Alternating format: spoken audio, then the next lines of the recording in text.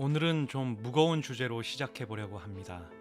바로 외도, 불륜에 대한 이야기입니다.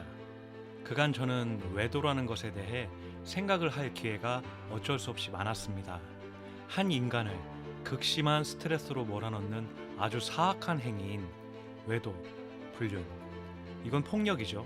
어쩌면 폭력보다 더한 행위, 내 영혼을 파괴하는 무시무시한 일방적인 폭력입니다. 이 주제로 오늘 이야기해 보려 합니다.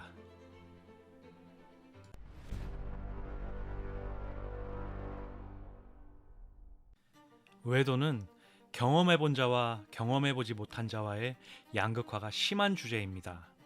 솔직히 제가 외도를 당하기 전에는 제 주변에 외도를 하고 있는 사람이 제법 있었습니다.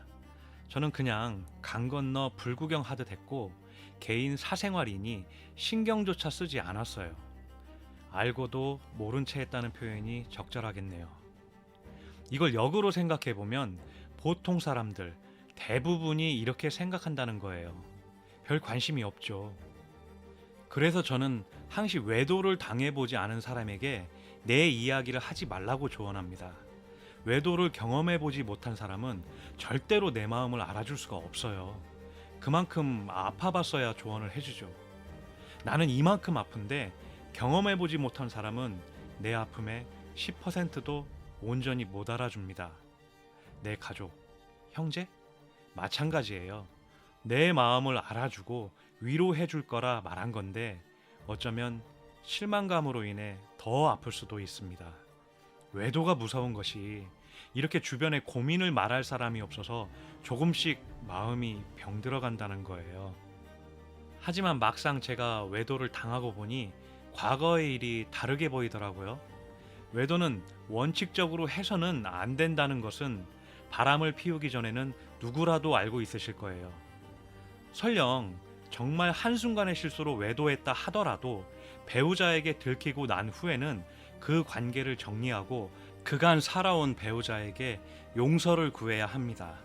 무릎 꿇고 빌어야 마땅합니다. 이게 인간의 도리입니다. 아마 바람을 피우기 전 멀쩡한 정신일 때는 이게 맞다라고 생각했을 겁니다. 외도가 얼마나 힘든 고통일까요? 저 같은 남자도 외도를 경험하고 살이 무려 19kg이나 빠졌습니다. 20대 이후 최저치의 몸무게를 찍었습니다. 극심한 스트레스로 환청도 들었습니다. 잠을 도저히 잘 수가 없어서 태어나서 처음으로 수면제를 처방받아 먹었습니다. 밥을 먹지 않아도 며칠씩은 활동할 수 있다는 것을 알고 놀랐습니다. 내가 이리 감수성이 예민한가 할 정도로 TV 화면 보고 굵은 눈물을 뚝뚝 흘리곤 했습니다. 탈모도 생겼고 당뇨 초기 증상도 보였습니다. 우울증과 무기력증은 기본으로 여겼습니다. 그리고 무엇보다 나의 소중한 아이들이 엄마와 아빠 사이에서 눈치 보며 불안해하고 불행해졌습니다. 나는 분명 나의 배우자에게는 완벽한 이상형이 아닐 수 있어요. 그걸 반대로 생각하면 나의 배우자 또한 나의 이상형이 아닐 수 있습니다. 하지만 이런 거 저런 거 다 따져보지 못하고 그때의 느낌에 따라 결혼을 약속했어요. 그리고 우리는 결혼이라는 계약을 통해서 서로 조금씩 모자라도 검은 머리 팥불이 될 때까지 서로만 바라보고 살기로 약속했어요. 그렇게 이미 성혼선언문에 동의했어요. 결혼 당시에는 분명 지킬 수 있다는 확신이 있었겠죠? 이런 계약을 파기하려면 먼저 이혼을 해달라고 사정부터 했어야 합니다. 그런데 왜 이혼조차 하지 않고 상간자에게 마음을 뺏길 때쯤 단란했던 내 혼인 생활을 파탄으로 몰고 가서 나를 천하의 개병신을 만드는 것인가요? 양심도 없습니까? 내가 그렇게 우습습니까? 외도? 양다리? 다 좋습니다. 최소 나와의 관계를 끝내고 싶었다면 나를 개병신으로 만들지는 말았어야죠. 그리고 끝내달라고 엎드려 부탁을 했어야죠. 당신이 쾌락에 미쳐 나와 나의 아이들을 뒤로하고 심지어 당신 가정을 파괴하면서까지 쾌락에 미쳐 있을 때 나는 아픈 나와 아이들을 뒤로 하고 추운 겨울날 언손을 녹여가며 증거 동영상을 찍으러 다녔고, 놀아달라며 떼쓰는 아이들을 외면하며 내 심장을 뚫고 나오는 마음의 분노를 눌러가며 한자 한자 꾹꾹 눌러 상간소장을 써내려갔습니다. 살기 위해 어쩔 수 없이 몇 숟가락 들었던 밥은 내 눈물과 범벅이 되어 항시 짰습니다. 그렇게 내 가정을 지키겠다고, 당신을 지키겠다고 피눈물을 삼켜가며 참고 또 참았습니다. 유책 배우자들에게 물어보고 싶습니다.